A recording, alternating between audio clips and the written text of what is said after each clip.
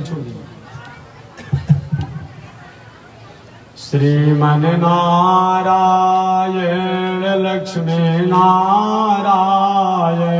श्रीमन नारायण लक्ष्मी नारायण, श्रीमन नारायण नारायण नारायण, श्रीमन नारायण नारायण नारायण, श्रीमन नारायण जगौ नारायण, श्रीमन नारायण जगौ नारायण, लक्ष्मी नारायण नारायण नारायण, लक्ष्मी नारायण नारायण नारायण, प्रभु तेरी शरण, प्रभु तेरी शरण, प्रभु तेरी शरण, प्रभु तेरी शरण, राम जी तेरी शरण, श्याम जी तेरी शरण, राम जी तेरी शरण, श्याम जी तेरी शरण, प्रभु तेरी शरण, प्रभु तेरी शरण, प्रभु तेरी शरण, प्रभु तेरी शरण, श्रीमन नारायण नारायण नारायण, श्रीमन नारायण नारायण नारायण, लक्ष्मी नारायण नारायण नारायण, लक्ष्मी नारायण नारायण नारायण, श्रीमन नारायण नारायण नारायण, श्रीमन नारायण नारायण नारायण, लक्ष्मी नारायण नारायण नारायण, लक्ष्मी नारायण नारायण नारायण। बोलिए श्री लक्ष्मी नारायण भगवान की। अनंताचार्य कृपया वेदांत द्वय पारगम रामकृष्णांग सद्भक्तम विश्वक्सेन मुनिं भजे, काषायम यज्ञ सूत्रम शुचिवपुषि तथा चोर्ध्वपुण्ड्रं च भाले, यस्यास्ते दक्षहस्ते कलिकुमति गिरीन्द्रेन्द्र वज्रं त्रिदण्डं, संसाराग्नि प्रशान्त्यै मृतजलममलं दारुपात्रं पवित्रं, श्री विश्वक्सेन सूरः पदकमलयुगं श्रेयसे संश्रयामि, लक्ष्मीनाथ समारम्भां नाथयामुनिमध्यमाम् अस्मदाचार्यपर्यन्तां वन्दे गुरो परम्पराम्। नारायणाय विद्महे वासुदेवाय धीमहि तन्नो विष्णु प्रचोदयात्, महालक्ष्म्यै च विद्महे विष्णुपत्न्यै च धीमहि तन्नो लक्ष्मी प्रचोदयात्, तन्नो लक्ष्मी प्रचोदयात्। परमाराध्य श्री लक्ष्मी नारायण भगवान नित्य वंदनीय पूज्य गुरुदेव श्री त्रिदंडी स्वामी जी महाराज के जुगल चरणों में कोटि नमन। भगवत भागवत आचार्य कैंकर्य पारायण महानुभाव बक्सर की पावन भूमि से चलकर आए हुए जगत गुरु रामानुजाचार्य स्वामी अयोध्यानाथ जी द्वारा आपने कथा श्रवण किया, जो श्री त्रिदंडी स्वामी जी महाराज समाधि स्थल जो बक्सर में है, उनके महंत हैं, पीठाधीश्वर हैं। आपने इनके द्वारा कथा को श्रवण किया है। बालक अब से फिर ना शुरू किए, खींचे खींचे जो काम करते ना भूख लग गया है आप लोग को, एकदम शांति सुन पाने दो, सामने ऊपर चंचलता करना। तो पावन कथा को आपने श्रवण किया। उसके पहले कौन थे जी? कवल छपरा आरा से चलकर आए हुए जो मन संचार की व्यवस्था भी कर रहे हैं जगत गुरु श्री संजय जी महाराज, जो वहाँ के महंत हैं, उनके द्वारा भी आपने कथा श्रवण किया। हमारे हैदरनगर पीठाधीश्वर जगत गुरु स्वामी गोविंदाचार्य स्वामी महाराज, जो आप ही के क्षेत्र के और पूरे क्षेत्रों से जुड़े रहते हैं, उनके द्वारा जिनकी पावन प्रस्ताव पर यह आयोजित किया गया। हमारे वृद्ध खैरा पीठाधीश्वर, क्योंकि इनकी विशेष इच्छा थी कि हो जाए यहाँ शिव स्थान संपत धाम जो आप लोग कहते हैं।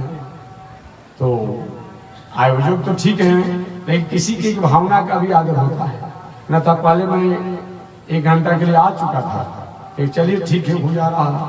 तो ऐसे वृद्ध खैरा के पीठाधीश्वर महंत श्री विष्णुचित स्वामी जी महाराज, जिनकी पावन देख रेख में संरक्षण में आयोजन हो रहा है। अब इनका परिचय नहीं बताना है, पूरा गांव ही लगा हुआ है, पूरे गांव लगा हुआ है, क्षेत्र लगा हुआ है, जिला लगा हुआ है। सब लोग लग करके जिसकी जहाँ तक क्षमता है, योग्यता है, सब लोग सहयोग कर रहे हैं। तो किसी एक व्यक्ति को गांव में कहने पर थोड़ा सा कोई नाराज हो जाएगा, तो सब लगा हुआ है, यही मैं कहूँगा। ठीक है, जिसके पास भगवान ने जितना क्षमता दिया है, आपने सुना होगा भगवान श्री राम जब समुद्र के पावन तट पर थे, सब लोग अपने अपने पराक्रम के अनुसार सहयोग कर रहे थे। कोई बड़ी चट्टानों को ले जाता, कोई छोटे चट्टानों को ले जाता। नल से लेके, नील से लेके, अंगद से लेकर, हनुमान से लेके, जमान से लेकर के, अब किसकी बात नहीं कहा जाए। पुल जो बन रहा था, जिसको हम लोग रामेश्वर नाथ का पुल कहते हैं, पुल बन रहा था लंकापुरी जाने के लिए। भगवान ने एक घटना देखा, भगवान श्री राम ने, कि गिलहरी जो है वो बार बार जा रही है समुद्र के किनारे, जल में थोड़ी सी अपने डुबी लगाती है, वहां से आती है और आकर के बालू में लोट पोट करने लगती है, और लोट पोट कर पुनः जाकर जहां बन रहा था पुल, वहां अपने बालों को झाड़ देती है। ऐसे बहुत बार भगवान श्री राम ने देखा। भगवान श्री राम ने लक्ष्मण देख रहे हो इस नटखट गिलहरी के स्वभाव, बार बार जल में डूब रही है और डूबने के बाद पुनः जा रही है, बालू को लपेट करके पुनः जहाँ पुल पर गिरा दे रही है। भगवान ने भाषा में पूछा। कभी कभी ऐसे ऐसी कथाओं को लोग शंका करते हैं, महाराज आप लोगों की बात कभी कभी एक कपोल जैसा लगता है, कौन सा ना मैंने इसी तरह से बकवास लगता है, लुका देता है। लेकिन ऐसा अब कहने की आवश्यकता नहीं है। एक युग था जहां हम नहीं पहुंचे थे, हम कहते थे कि अब कहने की आवश्यकता नहीं है। अभी आप जाना जाए, आपका लोकसभा चलता है, विधानसभा चलता है, और बड़े बड़े सभा सम्मेलन सोसाइटी चलता है। दक्षिण भारत के लोग तमिल भाषा जानते हैं, कोई अंग्रेजी जानता है, कोई अमुक जानता है। मशीन लगाया हुआ कान में, बोलने वाला बोल रहा है हिंदी में, बोलने वाला बोल रहा है अंग्रेजी में, लेकिन जिस पर कोड करके रख दिया है और उसी तरीका से सुनाता है। आप बोल रहे हैं हिंदी में, लेकिन अंग्रेजी में वहां पर उसको कान में जो लगाया मशीन बोल रहा है, सेट किया हुआ है। ये बात जब विज्ञान का हो सकता है तो कौन बड़ी बात है कि कैसे भाई पशुओं की भाषा को, गरुड़ जी की भाषा को कैसे शंकर जी समझ गए, तो राम जी कैसे गिलहरी की भाषा को समझ गए, तो बांदर की भाषा को कैसे भगवान श्री राम समझ गए। कभी कोई लोग प्रश्न करता है, तो वैसे प्रश्न की कोई आवश्यकता नहीं।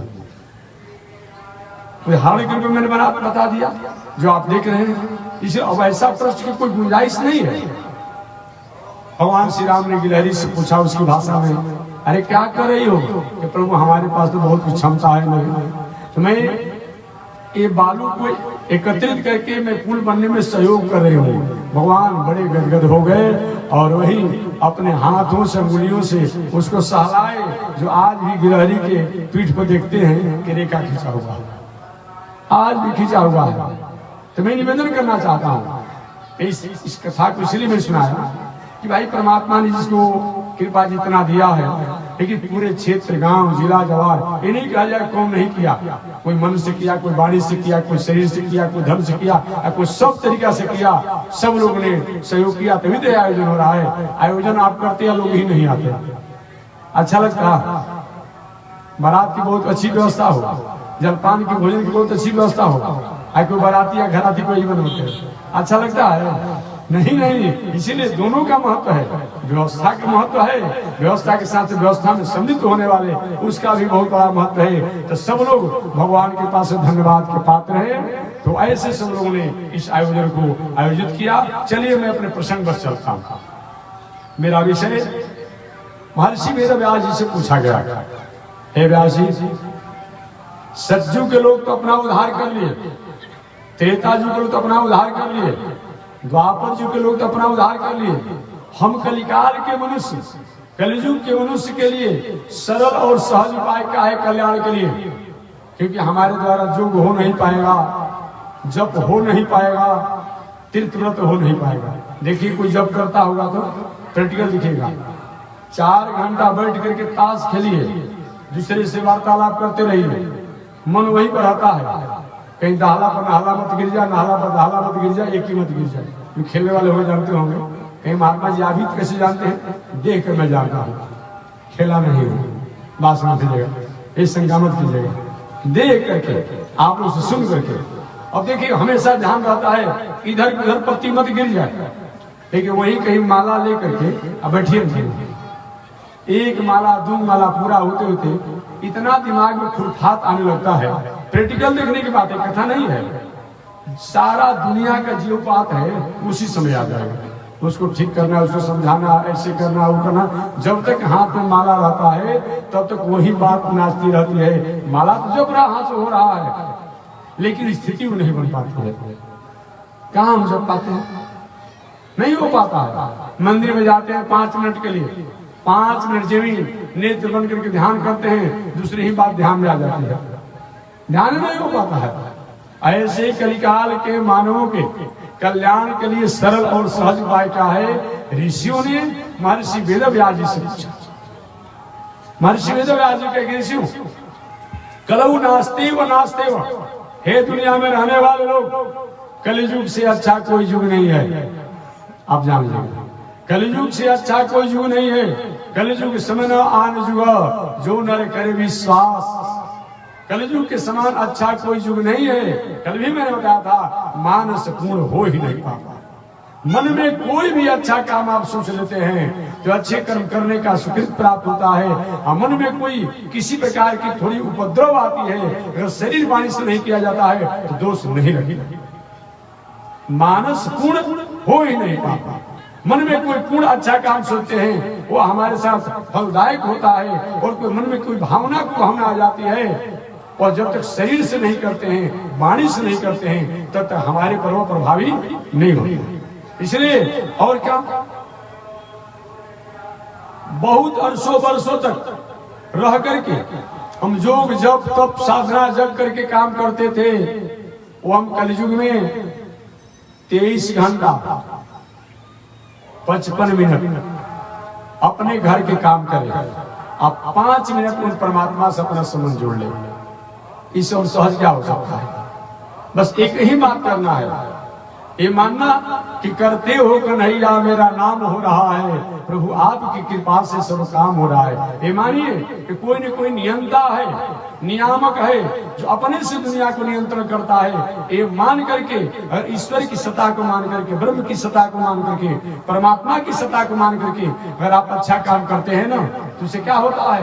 निश्चित रूप में वो हमारा कर्म सुकृत होता है, भगवान से अर्पित करके।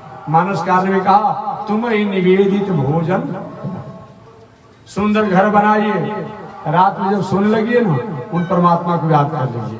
सुंदर कपड़ा सिवाइए, जब पहनने लगिए उनको याद कर लीजिए। सुंदर भोजन पटवार बनाइए, खाने लगिए, बस उनको याद कर लीजिए।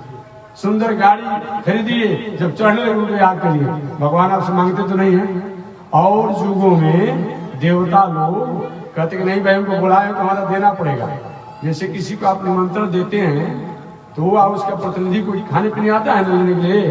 तो सतयुग में, त्रेता युग में द्वापर युग में व्यास जी से पहले ये देवता लोग जो हम पूजा करते थे ये केवल मंत्र भावना से नहीं होता था, अपना प्रत्यक्ष भाग लेने के लिए आते थे और प्रत्यक्ष भाग को अपना लेते थे, अपना हिस्सा को लेते थे, उनको निमंत्रण दिया जाता था। लेकिन कलयुग में हुआ कि नहीं भाई, ऐसा अगर देवता लोग लेने लगेंगे तो कलयुग में एको भक्त नहीं रह पाएगा।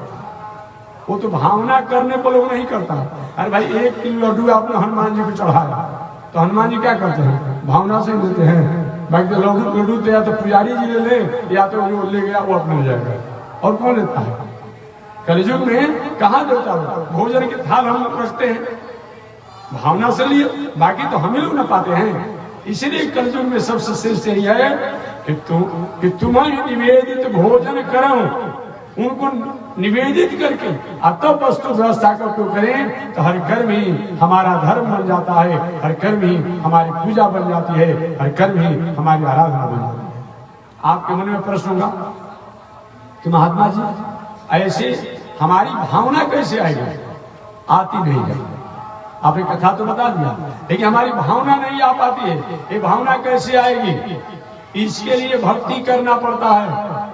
जब तक से हम भक्ति नहीं करेंगे तब तक से हमारी भावना नहीं आती है। थोड़ा और दीजिए बाबू, थोड़ा और दीजिए, और थोड़ा दीजिए। अरे हाँ, 1 मुट्ठी दीजिए, इतना कृपणता मत दीजिए। मुट्ठी में दी, मुठा मत दीजिए, मुट्ठी में दीजिए। हाँ, गिराइए मत। चलिए, तो मैं निवेदन करना चाह रहा था। ऋषियों ने पूछा महाराज भक्त किसे कहते हैं और भक्ति किसे कहते हैं। भक्त 4 प्रकार के होते हैं, याद रखिएगा। अब छोड़िए ना आप ढेर 4 प्रकार के भक्त होते हैं। First class, second class, third class और फोर्थ क्लास। फर्स्ट क्लास के भक्त वो हैं, फर्स्ट में समझते हैं ना, प्रथम, मध्यम, दूसरा, तीसरा, चौथा। फर्स्ट क्लास के भक्त वो हैं जो पूरी दुनिया में परमात्मा की सत्ता, धर्म की सत्ता, ईश्वर की सत्ता मान करके हर जगह एक बराबर रहते हैं। मंदिर में है तो वही उनकी भावना है, घर में है तो वही भावना है, समाज में है तो वही भावना है। ये प्रथम क्लास के भक्त हैं। सिया राम में सब जग जानी आ करहु प्रणाम जोर जुगे। ये श्रेष्ठ बताया है, ये श्रेष्ठ भक्ति बताई गई है। आपने शनिदेव का नाम सुना होगा, शनिचर देव का नाम सुना होगा। ये सूर्य देव के, सूर्य नारायण के पुत्र हैं, आप ये भी जानते होंगे। सूर्य नारायण के पुत्र हैं शनिदेव। सूर्य देव के, सूर्य नारायण के प्रथम विवाह विश्वकर्मा की पुत्री संज्ञा के साथ हुआ था, जो देवताओं को विश्वकर्मा है। सूर्य नारायण का प्रथम विवाह त्वष्टा नाम के विश्वकर्मा देवताओं को जो हैं उनकी पुत्री संज्ञा से हुआ था। वैवाहिक मर्यादा से सूर्य और संज्ञा के माध्यम से सत्यव्रत श्राद्ध देव वैवस्वत मनु हुए। जमराज एक पुत्र हुए और जमी एक पुत्री हुई। बाद में जमी वही जमुना बन गई और जमराज वही बात जमुनों के मालिक बन गए। तो 3 पुत्र हुए। सूर्य की प्रथम पत्नी संज्ञा से 3 पुत्र हुए। सत्यव्रत श्राद्ध देव वैवस्वत मनु, वही सत्यव्रत श्राद्ध देव वैवस्वत मनु जो हैं, इन्हीं से सूर्य वंश भगवान श्री कृष्ण ने अर्जुन को जो उपदेश दे रहे थे कि अर्जुन, जो मैंने तुमको उपदेश दिया यही उपदेश को मैं सतयुग में मनु जी को दिया था। अर्जुन तो हैरान हो गए, अरे महाराज हमारे समय का आपका जन्म हुआ, आप सतयुग में मनु को दिया था। भगवान ने समझाया, अर्जुन हमारा और तुम्हारा जन्म दोनों का बार बार होता है, लेकिन तुम जीव हो, तुम पहचान नहीं पाते हो, जान नहीं पाते हो। हम ईश्वर हैं, हम जान लेते हैं, पहचान लेते हैं। बार बार जन्म होता है, यही अंतर है। तुम जब मैं उस समय सतयुग में आदि देव नारायण के रूप में था, उस समय मैंने उपदेश दिया मनु जी को। तो सूर्य के सबसे बड़े पुत्र का नाम है सत्यव्रत श्राद्धदेव वैवस्वत मनु।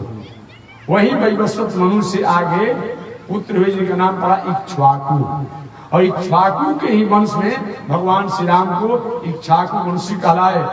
और आगे चलकर उस वंश में और भी बड़े बड़े राजा हुए, रघु से लेकर इत्यादि। तो जो जो वंश में राजा प्रतापी हुए उन्हीं के नाम को आगे चलकर वंश चला गया। लेकिन सूर्य वंश का मतलब कि सूर्य के पुत्र सत्यव्रत श्राद्धदेव वैवस्वत मनु, अब वैवस्वत मनु के पुत्र इक्ष्वाकु और भी आगे चलकर हुए। इस प्रकार ये भगवान सूर्यवंशी कहलाए। तो सत्यव्रत श्राद्धदेव वैवस्वत मनु, जमराज और जमु ये सूर्य के प्रथम पत्नी से हुए। सूर्य की दूसरी पत्नी छाया से भी 3 पुत्र हुए। दूसरे का नाम है सावर्णी मनु, शनिचर और ताप्ती। तो वही शनिचर देव है सूर्य के पुत्र। और सूर्य का तीसरा विवाह हुआ एक घोड़ी के रूप में। उससे 2 पुत्र हुए जो अश्विनी कुमार के नामों से जाने गए, जो देवताओं के वही थे। इस प्रकार सूर्य देव के 6 पुत्र हैं। सत्यव्रत श्राद्धदेव वैवस्वत मनु, जमराज प्रथम पत्नी से, दूसरी पत्नी से सावर्णी मनु और शनि से, तीसरी पत्नी से अश्विनी कुमार, दोनों भाई जो हैं जो देवताओं के भाई थे। ऐसे शनिदेव का विवाह हो गया था। विवाह के बाद पत्नी के भवन में जब गए, सायं काल से पत्नी के भवन में बैठे तो प्रातः काल हो गया और पत्नी को निहारते रह गए। पत्नी सोच रही भाई अब बोलेंगे और कुछ बोलेंगे और कुछ बोलेंगे। सायं काल पत्नी के भवन में गए, प्रातः काल हो गया, उसकी सैया पर बैठे रह गए शनिदेव। प्रातः काल आया, पूछा उनकी पत्नी से क्या कुछ वार्तालाप हुआ? कि वार्तालाप बात छोड़िए, हमसे देख करके देखते ही रहोगे, कुछ बोले नहीं। अंत हो गया कि अभी विवाह की मर्यादा में रहने वाला नहीं है। वही अपने पत्नी ने उनको साप दिया कि हमसे विवाह करके हमको आपने नहीं देखा है तो मैं साप देती हूँ कि आज के बाद और किसी भी को देखेंगे उसका अनिष्ट हो जाएगा। इसलिए शनिदेव कभी किसी को देखते नहीं है, याद रखिएगा। उनकी दृष्टि पड़ती है, छाया पड़ता है तो बहुत कुछ आता है। हमेशा फोटो देखेंगे, नेत्र नीचे के रहते हैं। 2 लोगों पर देखे, 2 लोगों की इतिहास आती है। एक तो आता है दशरथ जी महाराज। दशरथ जी महाराज भी एक बार आकाश मार्ग से जा रहे थे। असकत का भेदन उस समय होने वाला।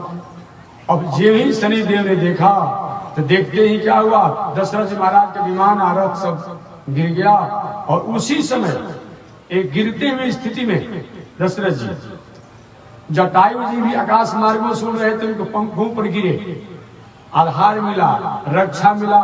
उसी समय से दशरथ जी ने जटायु जी को अपना मित्र बना लिया और वही मित्रता को उन्होंने हमेशा तक स्वीकार किया। दूसरा, इन्होंने शनिदेव दूसरा बार भूत भावन शंकर जी के लाडले बेटा गणेश जी को देखे। आपने सुना होगा था, शिव पुराण अन्य पुराण में सुना होगा। पार्वती जी के पुत्र गणेश जी सुंदर मुख था इनका, सुमुख अच्छा सुंदर मुख वाले थे। सभी देवता ऋषि संत महात्मा लोग आए थे। बहुत दिनों बाद शंकर जी का पुत्र हुआ था। प्रथम विवाह से कोई पुत्र हुआ नहीं था। सबको बुलाया गया, सब लोग देख रहा था, बहुत आशीर्वाद मंगल कामना। शनिदेव सिर नीचे किए हुए थे। पार्वती ने बहुत बड़ा ईर्ष्यालु है, सारे देवता लोग ऋषि लोग मेरा बेटा को आशीर्वाद दे रहे हैं, ये जो है लेकिन ईर्ष्या करके सिर नीचे किए हुए हैं। शनिदेव ने कहा कि माता जी मैं ईर्ष्या नहीं कर रहा हूँ, मेरी पत्नी का ऐसा साप है कि जिसको देखेंगे अनिष्ट हो जाएगा। पर ऐसा आपका पत्नी का साप है नहीं, आप द्वेष करते हैं। देखिए किसी को आग्रह तो करिए, दुराग्रह मत कीजिए। जब जब भी दुराग्रह हुआ है उस दुराग्रह का परिणाम अच्छा नहीं होता। और पार्वती जी ने शनिदेव को दुराग्रह किया नहीं, आप हमारे पुत्र से ईर्ष्या करते हैं। वहीं शनिदेव ने जो ही अपने सिर को ऊपर किया कि पार्वती जी के सुंदर पुत्र जो थे, जो गणेश कहलाते हैं, उनका सुंदर मुख था, सिरे कट गया, तेज से कट गया। हमारा ऐसा होता है आज भी बहुत ऐसे ऐसे केमिकल हैं जिनको मात्र साधारण अपने आप में गिरा दिया जाए तो गल जाता है वस्तु। कुछ ऐसे हैं जो कि सूर्य के तापों से, कागज आपने देखा होगा, एक शीशा होता है और सूर्य के तापों के ऊपर कागज को लगता है, उसमें आग लग जाती है। व्यवहारिक बात इसीलिए मैं बताता हूँ, आधुनिक युग में नास्तिकता की बात मत आपके दिमाग में बता रहा है, इसलिए मैं व्यवहारिक उदाहरण देना पड़ता है। शास्त्र में तो बहुत अपमाने को तैयार नहीं है, तुम क्या बता के करेंगे? इसीलिए व्यवहारिक बात में बताता हूँ कि ताकि आप एक बात मत कीजिए। आज के लोग जो है हाई फाई हो गए हैं, लेटेस्ट युग के लोग हो गए हैं, लेटेस्ट मत ओवर लेटेस्ट हो गए हैं। लेटेस्ट बात एक अलग, ओवर लेटेस्ट हो गए हैं, इसीलिए बताना पड़ता है। एक शीशा की कमाल है कि सूर्य के ताप से कागज को जला देता है, तो शनिदेव की दृष्टि पड़ते ही पार्वती के पुत्र गणेश का सिर कर दिया। हाहा कथा आप जानते हैं, हाहाकार मच गया चारों तरफ। पार्वती ने कहा मेरा बेटा जिंदा नहीं होगा, देवताओं को मैं शांति से रहने नहीं दूंगा। क्या किया जाए, कोई पार्षद नहीं रहा था। अंत में भूत बावन शंकर ब्रह्मा जी सब लोग मिलकर कहीं सलाह किया कि कहीं किसी का सिर मिल जाता तो जोड़ दिया जाता, वो भी जीवित हो जाता, इनका भी हो जाता। तो संयोग से हाथी का बच्चा जो था, उसकी माँ कहीं गई थी जंगल में घूमने, वो अपने जंगल में पड़ा था छोटा बच्चा, अब उसी को सिर को काट करके ले आए। एक बात और मैं कहूँगा, यदि किंचित किसी किताबों में, किसी ग्रंथों में, किसी शास्त्रों में ऐसी कोई घटना आती हो, किसी ने भुजा काट करके, किसी ने सिर काट करके, किसी ने अमुक काम करके, अगर आपको पुनः नौ हो जाना हो, वैसा हाथ निकल जा रहा हो, सिर निकल जा रहा हो, रावण करता था ना, तब तो बात ठीक है। लेकिन हमारी वो जब क्षमता नहीं है तो हमें हिंसा और बलि की कोई मतलब नहीं होता। कहीं किताबों में है, लेकिन किस लिए है? अरे भाई वही डॉक्टर पेट को चिरने का अधिकारी है, जो डॉक्टर पेट को चिर करके किडनी या लीवर, हार्ट, ये सबको रोग ठीक करके ऑपरेशन करके जैसे के तैसे बैठा दिया। अब रोड चलते हुए कोई झोरा छाप डॉक्टर किसी का पेट चिर देगा तो दीजिएगा, मर जाएगा। तो जिसके पास वो स्थिति हो, कहीं किताबों में ऐसी कोई घटना आती है, कथा आती है, तो उस व्यक्ति के लिए, उस काल के लिए, उस समय के लिए है, ये सार्वजनिक नियम नहीं है। कोई पूजा पाठ में तामसिक पूजा की बात आती है, राजसिक पूजा की बात आती है, हिंसा पूजा की बात आती है, कहीं कोई किताब का प्रमाण देकर बात कहता है, तो उस व्यक्ति के लिए, उस काल के लिए और उसके लिए लागू होता है। वो हमेशा हमेशा के लिए वो धर्म नहीं होता है, किताब में होने के बाद यही बताया गया। तो गणेश जी को ही सिर हाथी का लाया गया और शल्य क्रिया द्वारा आज भी दूसरे की किडनी दूसरे में लगा दी जा रही है, दूसरे का आंख दूसरे में लगा दिया जा रहा है, देख ही रहे, वही किया गया। तो वही जो सुंदर मुख वाले थे वो गजानन हो गए, हाथी के मुंह वाले हो गए, गजानन हो गए। तो मैं निवेदन करना चाह रहा था कि जीवन में देखिए कभी भी दुराग्रह नहीं करना चाहिए। दुराग्रह का परिणाम अच्छा नहीं होता है, हमारे जीवन में अच्छा नहीं होता। अतः हमें आग्रह तो करना चाहिए, लेकिन दुराग्रह नहीं करना चाहिए। दुराग्रह माने क्या होता है? आपने अपने घर से मालपुआ बनवा कर लाया, राबड़ी खीर आपने बनवा कर लाया, पूरी बनवा कर लाया, महात्मा जी बहुत श्रद्धा से 4 बजे सुबह में जगे हैं और आपको खाने के लिए मैं लाया हूँ, खा लीजिए। हमने कहा देखिए भाई हम सौपाकी महात्मा हैं, महात्मा ब्रह्मचारी लोग, आप कच्चा आम दे दीजिए, बनाते हैं, भगवान का भोग लगता है तो हम पाते हैं। अब आप माता जी नहीं खाएंगे ना, मेरी आत्मा में ठेस पहुंचेगा, मेरी आत्मा में ठेस पहुंचेगा। प्रणाम क्या होगा? आप अगर दुराग्रह करके और काम करा भी लेंगे, आपको से अच्छा नहीं लगता। इसलिए कभी भी दुराग्रह नहीं करना, आग्रह करना चाहिए। आग्रह मैंने प्रार्थना, जहां जहां भी दुराग्रह किया गया उस दुराग्रह का परिणाम अच्छा नहीं हुआ। चलिए रामायण से उदाहरण दे दो दुराग्रह का। भगवान श्री राम पिताजी की आज्ञा, माताजी के वरदान को पूरा करने के लिए जंगल की यात्रा की। जगत जननी सीता जी जब जानी कि हमारे स्वामी, हमारे पतिदेव जंगल में जा रहे हैं, लक्ष्मण जी के भैया मैं भी साथ चलूं, कि ठीक है जाओ अपनी माता से पूछो। सीता जी कही कि मैं भी चलूंगा।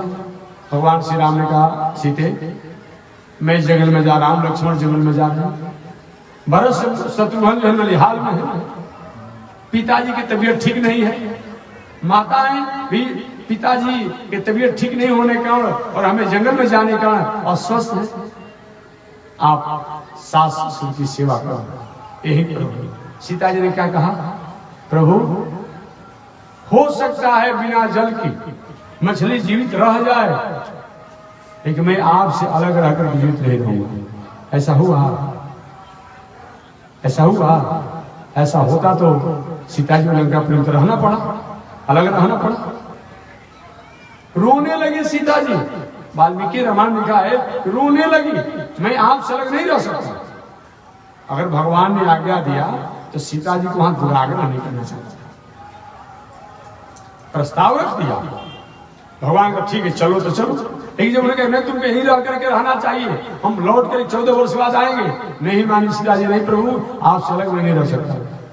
गई जंगल में जाने के बाद जब आप कहते हो मुझसे अलग नहीं, तो उनकी आज्ञा को अवज्ञा भी तो नहीं करनी चाहिए।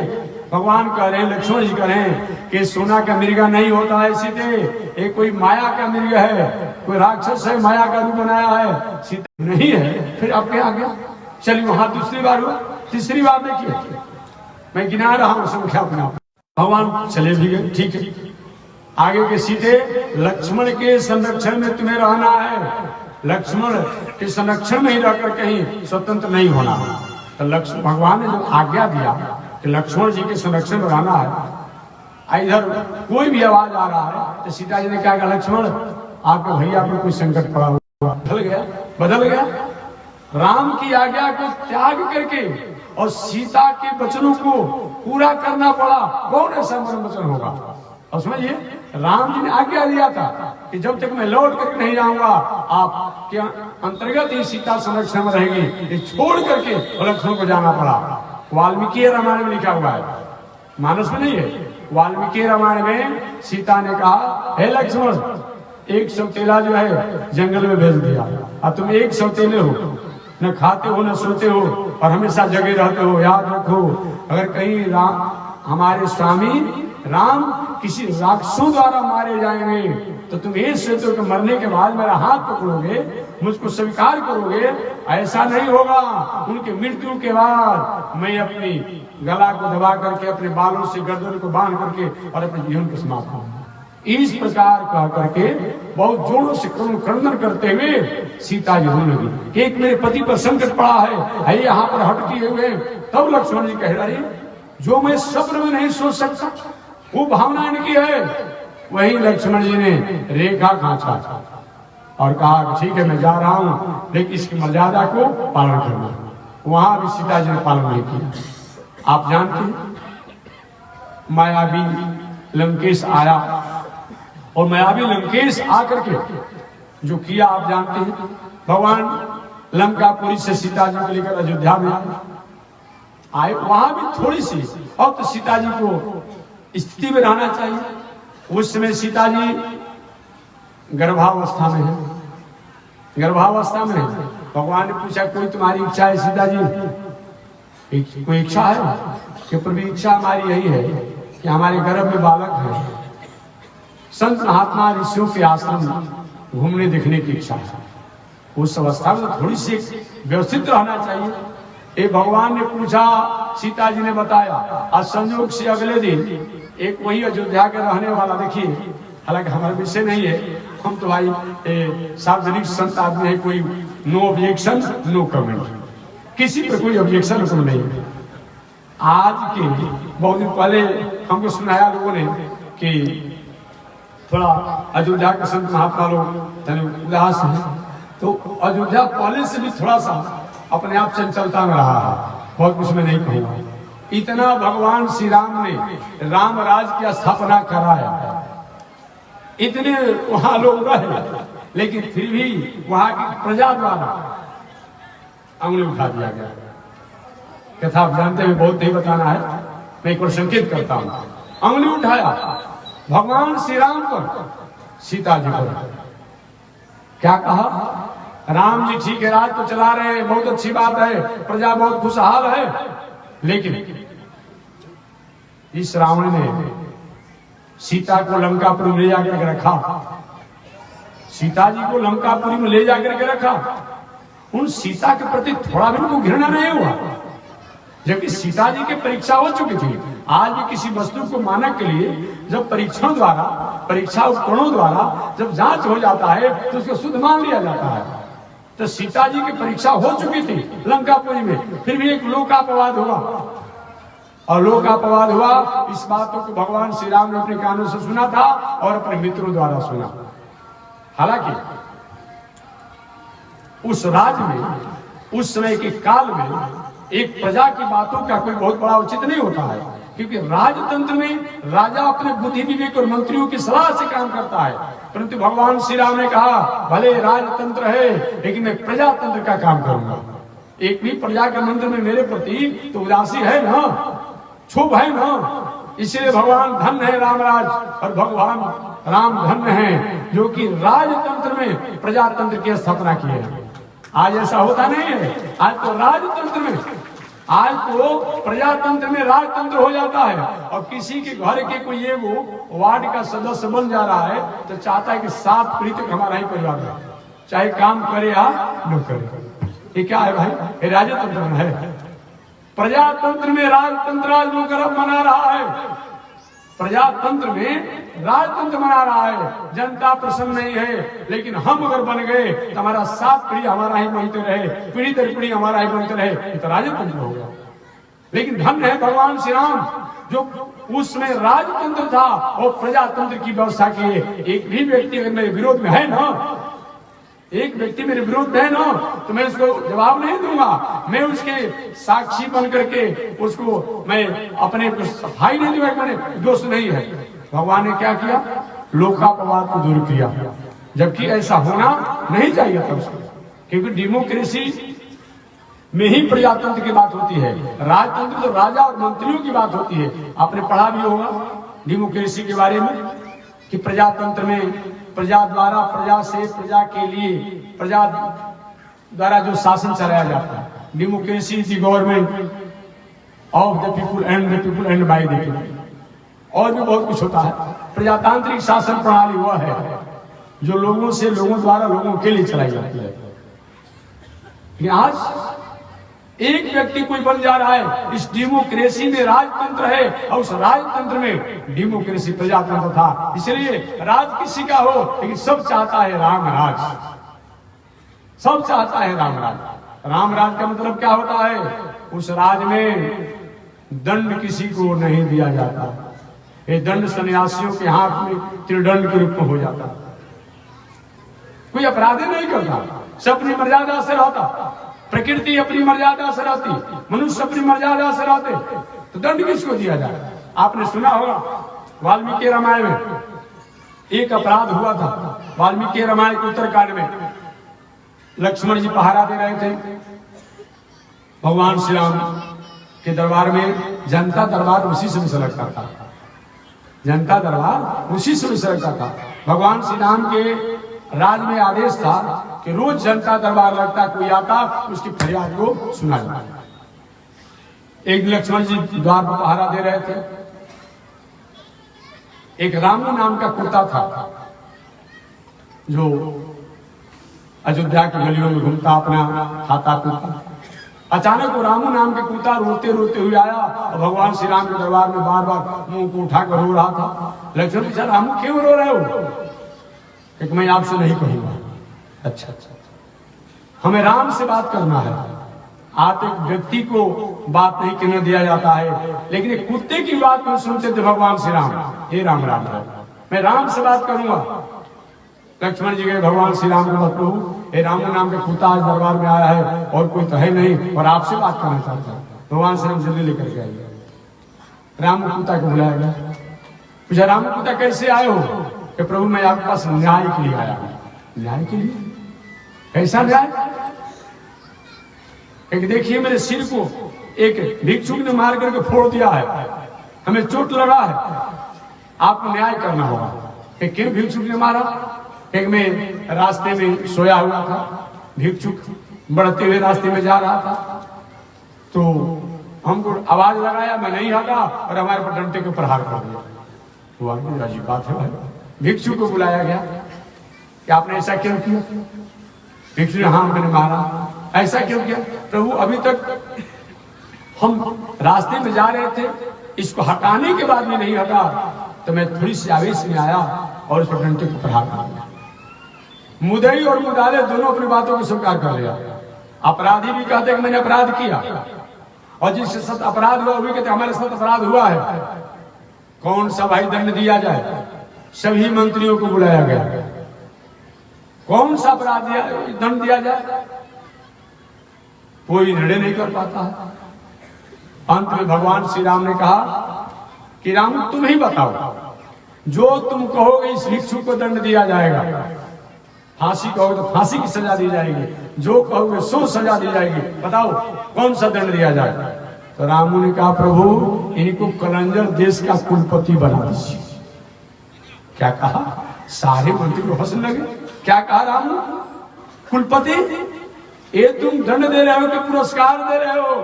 कि प्रभु सुनने में तो प्रतीत होता है कि पुरस्कार है, लेकिन ये दंड है। कभी कभी बेटा नालायक हो जाता है तो बाप क्या करता है? देखो मैं तुम्हें प्रणाम करता हूँ, तो क्या प्रणाम से हमें करना चाहिए? लेकिन नहीं, वो प्रणाम करके भी उसे एक तरह से उसको उलाहना ही दिया जाता है, उलाहना ही दिया जाता है।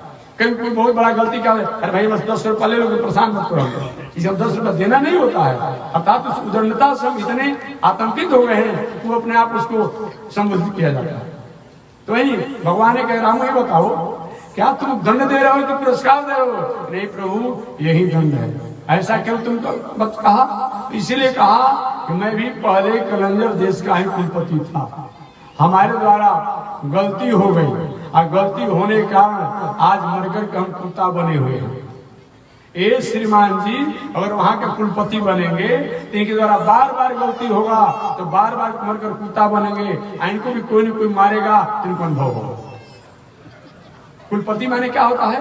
कुलपति माने केवल विश्वविद्यालय का नहीं होता है, किसी भी संस्था के व्यवस्थापक को, मैनेजमेंट करने वाले को, मालिक को, महंत को कुलपति कहा जाता है। गांव का कोई पंचायत का मालिक है, कोई मठ मंदिर का मालिक है, कोई संस्था का कुलपति है। माने कोई भी पंचायती संपत्ति, कोई भी पंचायती संस्था जो हो उसके जो संस्थापक और मालिक जो बताया गया है वह कुलपति है। याद रखिएगा, स्वदत्तांबा परदत्तांबा ब्रह्मवृत्ति है तुझा षष्ठी वर्ष सहस्त्राणी विष्टायाम जायते कृमि। अपना दिया हुआ हो या दूसरे का दिया हुआ हो, ऐसी जो पंचायती संपत्ति को, सार्वजनिक संपत्ति को, जनहित की संपत्ति को हड़प लेता है, खा जाता है, रख लेता है, षष्ठी वर्ष सहस्त्राणी विष्टायाम जायते कृमि, 60,000 वर्ष तक पैखाना का कृमि बनता है।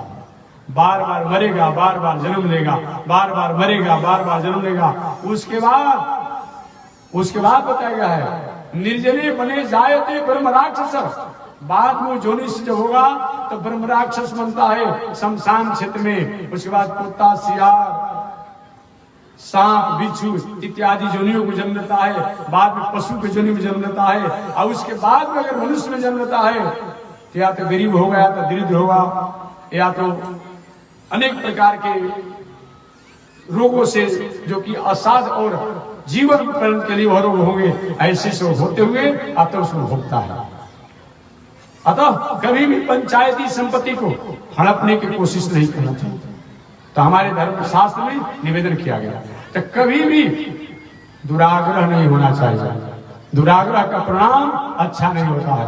आग्रह तो हमें करना चाहिए, लेकिन दुराग्रह जब करते हैं तो दुराग्रह का परिणाम अच्छा नहीं होता। सीता जी गई अयोध्या में। अयोध्या में जाने के बाद भगवान ने पूछा तुम्हारी कोई इच्छा है? प्रभु हमारी इच्छा है कि मैं कुछ दिनों संत महात्मा और ऋषियों के आश्रम पर घूमती फिरती। अरे भाई स्वयं कितने दिनों के बाद अपने आप में भगवान श्री राम ने लंकापुर से आया सिवा ऐसा तो पति जहाँ है वही सब कुछ है स्त्रियों के लिए, अब स्वतंत्र और स्वच्छंद घूमना चाहते हैं। अब उसी बीच में लोकापवाद सुनना पड़ा। भगवान लक्ष्मण के द्वारा का लक्ष्मण ले जाकर के सीता जी को किसी ऋषियों के आश्रम पर छोड़ दो। वही लक्ष्मण जी गर्भावस्था में सीता जी को वाल्मीकि जी के आश्रम पर छोड़ दिया। छोड़ दिए। बाद में कथा आप जानते होंगे, वहीं पर लौ और कुछ। तो कभी भी दुराग्रह का परिणाम अच्छा नहीं होता। भूत भावन शंकर जी का मंदिर है, इनकी प्रथम पत्नी का नाम जानते ही होंगे, सती जी। ये भी दुराग्रह था। जब कैलाश में 2 बार गलती भी की सती ने। एक तो जब अगस्त ऋषि के आश्रम से लौट कर आ रहे थे तो देखे कि राम जी विरही के रूप में अपने आप लीला कर रहे हैं। संग जय हो सैतानंद, जय हो अखंड, जय हो अविनाशी। सती के महाराज किसको प्रणाम कर रहे हैं?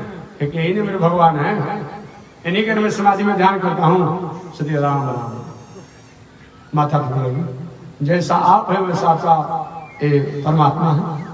जो हिरणियों से, मृगों से, पशुओं से, वृक्षों से, नदी नालों से पूछ रहा है, अब आपका स्वामी है।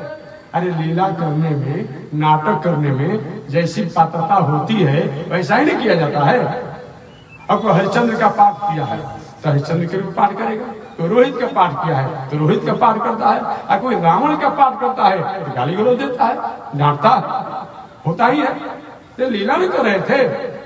नहीं मानी सती जी महाराज, मैं नहीं मानूंगा कि अखंड हो सकते हैं, विनाशी हो सकते हैं, शैतानंद हो सकते हैं। बाबा ने कैसे मानोगी? एक में परीक्षा लूंगा। और प्रथम क्लास के विद्यार्थी और एमए क्लास के मास्टर का परीक्षा लेगा, उसकी बुद्धि कहां तक टिकेगी? अब ईश्वर की परीक्षा जीव ले कोई। अब सती जी परीक्षा लेने के लिए बात कही, वहां भी थोड़ी सी भूत भावन शंकर जी द्वारा थोड़ा सा ढिलाई किया गया। नहीं चाहता था, आदेश नहीं देना चाहता था, नहीं ऐसा नहीं चलेगा, अगर परीक्षा में तो मैं भी चलूंगा। एक घटना होती ही नहीं जो हो गया। बाबा ठीक है तो मैं वृक्ष से नीचे बैठा हूँ, जाओ तुम तो परीक्षा ले। वही सती सीता का भेष बनाकर राम जी के सामने आ गए। भगवान ने कहा माता जी प्रणाम। बाबा को अकेले छोड़ करके इस विपिन में जंगल में कहां घूम रही हो? सती तो हैरान हो गई, हम सीता का भेष बनाई, हमको पहचान गए, हमको ये सती समझ गए। तब भी उसको मान जाना चाहता था। पुनः सती ने क्या किया? एक वृक्ष की ओट में जाकर के कहे राम मैं कहीं नहीं गई हूँ, मैं सीता यही हूँ। भगवान हद हो गया, मैं परीक्षा दिया, परीक्षा में पास भी कर गया, पहचान भी गया, और फिर भी सती सीता का भेष बनाई। और भगवान ने क्या अमित रूप बना लिया, अनंत रूप बना लिया। सीता राम लक्ष्मण, सीता राम लक्ष्मण। अब जहां देखती है सती, चारों तो वही दिखाई पड़ी। अरे ये क्या हो गया? अभी तो रो रहे थे सीता के लिए, अभी सीता साथे में है। भयभीत हो गई और पुनः वहां से लौट गई, बाबा के पास गई। बाबा ने देख लिया ना मेरे सत्यानंद को, मेरे परमात्मा को देख लिया ना। वहां भी सती में प्रभु आपने जो कहा वो मैं सही में गलती हमारे में हमको पहचान गए, लेकिन वहां भी झूठ बोला सती ने। कछु ने परीक्षा ली नहीं गोसाई। एक गोसाई जी मैंने कुछ भी परीक्षा नहीं लिया, ये झूठ बोलना ही नहीं बोला। गोसाई भी कहे, गोसाई का मतलब त्रिकालदर्शी होता है, सर्वज्ञ होता है, अंतर्जामी होता है। जहां जैसा होता है उसका अर्थ किया जाता है। हे सर्वज्ञ, हे त्रिकालदर्शी, मैं कुछ भी परीक्षा नहीं लिया। तो भगवान ने कहा, भूत भाव ने कहा कि तो क्या किया तुमने? क्या कि जैसे आपने प्रणाम किया वैसे मैंने। शंकर जी के जब मैं कहा प्रणाम करने को, तब तो तुम प्रणाम ही नहीं किया, आपने इस तक प्रणाम किया। शंकर जी ने ध्यान किया तो ध्यान के तो मेरी भक्ति को तो खंड कर, मेरे आराध्या सीता का भेष बना करके मेरे स्वामी का परीक्षा लिया है। शिव संकल्प की ही मनमा। शंकर जी ने संकल्प ले लिया, अब सती मेरी पत्नी के जोग नहीं है। वहां भी दुराग्रह करके एक घटना की। चलिए आगे कैलाश की तरफ। कैलाश में सती जी भूत भावन शंकर रहने लगे। बहुत दिनों की समाधि के बाद शंकर जी समाधि से अलग हो संत महात्मा को भी समाधि का आनंद का अनुभव करा रहे थे। उसी समय कैलाश से एक विमान पार नहीं करता, दूसरा विमान जाता, दूसरा पार नहीं करता, तीसरा जाता। सती ने कहा महाराज जी विमान कहाँ जा रहे हैं? हरिद्वार में तो कोई कुंभ लगा नहीं है, ये सब कैलाश होते हुए जा रहे हैं। बाबा ने कहा तुम्हारे पिताजी जग कर रहे हैं, मत पूछिए। अरे महाराज मेरे पिताजी जग कर रहे हैं? हाँ, और आप यहाँ बैठे हैं, चलिए आप भी चलिए। बाबा ने कहा मैं नहीं जाऊंगा, मैं जहां हूं हमेशा जग ही नहीं। ऐसा थोड़ा होता है महाराज, मेरी बहनें आई होंगी, मेरी माता मुझे आदर कर, पिता बहुत दिन गया होगा, आप चलिए। बाबा ने सारी घटना बता दिया। तुम्हारे पिताजी हमारे विरोध में, हमें अपमान करने के लिए ये जग का आयोजन किए हुए, इसलिए नहीं जाना अच्छा होगा। नहीं मानी सती, शंकर जी की अवज्ञा किया। शंकर जी का तुम्हारा कल्याण नहीं होगा जाने में, नहीं मानी और गई सती जी और जाकर अपने बापे के घर जल करके मर गए जग में। इसलिए आग्रह तो होना चाहिए, दुराग्रह नहीं होना चाहिए। जब जब भी हम दुराग्रह करते हैं, दुराग्रह का परिणाम अच्छा नहीं होता है। अतः व्यास जी ने कहा, ऋषियों मानव के कल्याण के लिए अनंत साधन है, उन अनंत साधनों में ये सबसे श्रेष्ठ साधन है भगवान का भक्त होना। और भक्त होने के लिए भक्ति करना। भक्त कितने प्रकार के होते हैं? First class, second class, third class. प्रथम क्लास का भक्त वो है जो पूरे दुनिया में परमात्मा की सत्ता मान करके, मंदिर में भी वही हाल है, घर में भी वही हाल है, सब जगह जो ईश्वर की सत्ता मान करके कहीं गलत मार्ग में नहीं रहता है, वो फर्स्ट क्लास का भक्त है। सेकंड क्लास का भक्त वो है कि भगवान से प्रेम करता है, भगवान के भक्तों से मैत्री करता है, अज्ञानी व्यक्ति को समझा बुझाकर अच्छे मार्गों पर लगाता है, और नास्तिक व्यक्ति के बात पर ध्यान नहीं देता है। ये सेकंड क्लास का भक्त। और थर्ड क्लास के भक्त वो होते हैं कि जब जैसा तब तैसा। आने वाला है छठ ना, आने वाला है ना, दिन भर में 3 आली मछली खाने वाला है। जिसको छठ करना होगा, धीरे धीरे संकल्प करता होगा, अब 2-3 दिन तो मछली छोड़ना ही पड़ेगा। तो छठ से 2 दिन पहले मछली छोड़ दिया, और छठ के बाद 2 दिन मछली छोड़ दिया, और जिस दिन व्रत था प्रथम वर्ग और दूसरा वर्ग वो छोड़ दिया। मान ले लगभग 1 सप्ताह, मोटा मोटी 1 सप्ताह, 2 दिन पहले 2 दिन बाद में 1-2 दिन ऐसे करके 1 सप्ताह। देवलोक से मालूम पड़ता उतर के लोग आया है पियर पियर कपड़ा पहन करके। आज जो ही छठ बीत गया, शुरू हो गया झूम बराबर झूम शराबी, और जो भी खाना है सब खाना शुरू कर दिया। एक थर्ड क्लास के भक्त है, बात समझ गए? एक थर्ड क्लास के भक्त है। उत्सव महोत्सव पूजा पाठ योग दान तीर्थ भरत में तो खूब रहेंगे, रमे रहेंगे। और जे उत्सव महोत्सव भी था, वही पुरानी जो आदत थी वही हो गया। एक थर्ड क्लास के भक्त, लेकिन कम से कम सेकंड क्लास में बन जाएंगे। अरे भाई फर्स्ट क्लास तो नहीं हो पाएंगे। अब सिया राम में सब जगह जानी है, करहूं प्रणाम जोर जुग पानी होगा। अब कोई आपके घर में कोई चोर कोई चोरी के भाग रहा हो, अब वहां जोड़ेंगे आप के पीछे दौड़ेंगे, खदेड़ेंगे उसको, तो फर्स्ट क्लास तो नहीं बनेंगे, लेकिन सेकंड क्लास बन जाइए। भगवान से प्रेम करिए, भगवान के भक्तों से मैत्री करिए, अज्ञानी व्यक्ति को समझा बुझाकर अच्छे मार्गों पर लगाइए, नास्तिकों की बातों पर ध्यान मत दीजिए। लेकिन थर्ड क्लास में जो बनते हैं ये थोड़ा इस पर विचार कीजिए, विचार कीजिए। और चौथा भक्त होता है जो कितना भी धन होने के बाद भी, कितना भी बल होने के बाद भी, कितना भी पद होने के बाद भी, ऐश्वर्य वैभव होने के बाद भी अपने धन का, बल का, पद का, रूप वैभव का, ऐश्वर्य का अहंकार नहीं करता है और अपने जीवन साथी में जीता है, वो एक भक्त होता है। ये भक्त सबसे श्रेष्ठ होता है। विदेह राज जनक जी इसी में थे।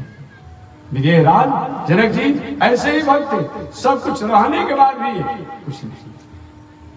ऐसा अगर हो गए तो हर परिस्थिति में, हर काल में और हर जगह हमें आनंद ही आनंद की अनुभूति होती है। यही कलिकाल के मानवों के लिए उपाय है कि ऐसे भक्त बन जाते हैं तो हम अपना खेती, व्यापार, नौकरी, अध्ययन, अध्यापन, परिवार, पत्नी, बाल बच्चों के साथ रह करके भी अपना उद्धार और कल्याण कर सकते हैं। यही व्यास जी ने संदेश दिया। बस इसी के साथ मैं अपने वाणी को विराम दे रहा हूँ। आगे परमात्मा की जय शिक्षा। एक बार भगवान का नाम श्रीमन नारायण लक्ष्मी नारायण, श्रीमन नारायण लक्ष्मी नारायण, श्रीमन नारायण नारायण नारायण, श्रीमन नारायण नारायण नारायण, लक्ष्मी नारायण नारायण नारायण, लक्ष्मी नारायण नारायण नारायण। बोलिए श्री लक्ष्मी नारायण भगवान की। तो आज लगभग कथा के रूप में समापन दिवस है। अभी 2-4 कथा व्यास लोग बाकी हैं। उसके बाद जिनका अनुष्ठान के रूप में आप कथा श्रवण करते आ रहे हैं, जगत गुरु रामानुजाचार्य आचार्य श्री मारुति किंकर जी महाराज, उनका कब से होना है? पौने 6 से पौने 6 बजे से पौने 6 बजे से लेकर के पौने 8 बजे तक उनकी लगभग 2-4-5 आगे पीछे हो सकता है।